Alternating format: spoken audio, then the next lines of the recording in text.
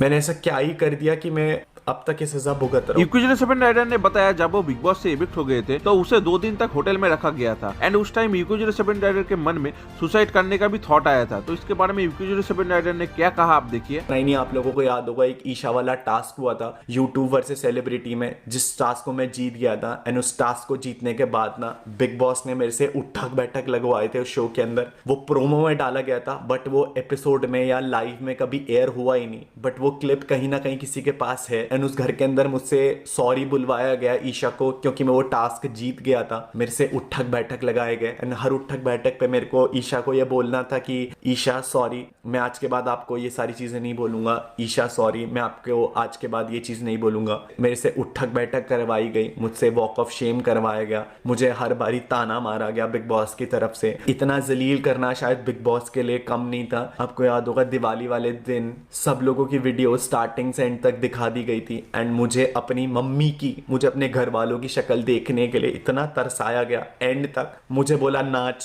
मैं नाचा, मुझे बोला ये कर, मैं करा।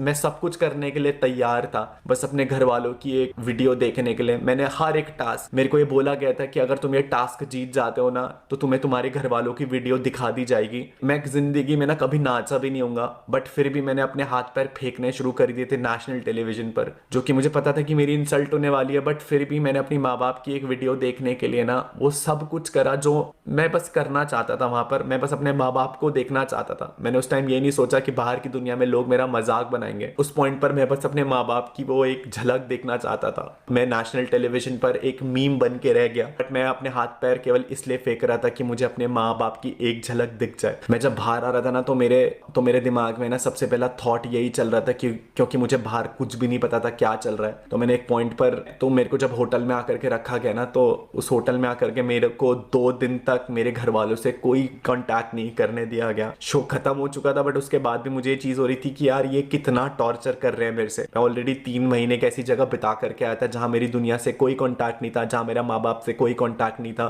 बट इन्होंने 2 दिन तक मेरे को मेरी फैमिली से दूर रखा। ना ही इन्होंने मेरे को मेरी फैमिली से कोई कनेक्ट करने दिया, ना ही मुझे मेरा फोन दिया। मैं जब उस 2 दिन उस होटल में था ना तो कहीं ना कहीं मेरे दिमाग में एक सुसाइड का थॉट भी आया कि मैंने ऐसा क्या ही कर दिया कि मैं अब तक ये सजा भुगत रहा हूँ। भगवान जी ने शायद थोड़ी सद्बुद्धि दी एंड मैंने कोई गलत डिसीजन नहीं उठाया उस होटल के अंदर। जब आप पूरी दुनिया से कट ऑफ रहते हैं ना इतने लंबे टाइम पीरियड के बाद है ना, बाहर भी आ जाते हो, उसके बाद भी इन्होंने मेरे को मेरी फैमिली से मिलने नहीं दिया। जो कभी ये वो सच्चाई थी जो कभी बिग बॉस ने दुनिया के सामने रखी नहीं थी। इसके बाद मुझे मौका मिला इंटरव्यूज देने का। उन इंटरव्यूज में मैंने अपनी पूरी सच्चाई रखी एंड उन इंटरव्यूज के बाद दुनिया ने उन इंटरव्यूज के बाद इंटरनेट पे जो सपोर्ट आया, पूरी जनता ने जो सपोर्ट, जो इज्जत दिखाया। ट्विटर पर अनुराग डोभाल अर्नड रिस्पेक्ट, ट्विटर पर अनुराग डोभाल वन आवर हार्ट्स, अनुराग डोभाल ने भारत की जनता का दिल जीत लिया। 8 ट्रेंड हुए जिस दिन मेरा इविक्शन हुआ है। मैं बता भी नहीं सकता था कि इतना सब कुछ झेलने के बाद इतना प्यार देखना जनता का was totally a different feeling for me.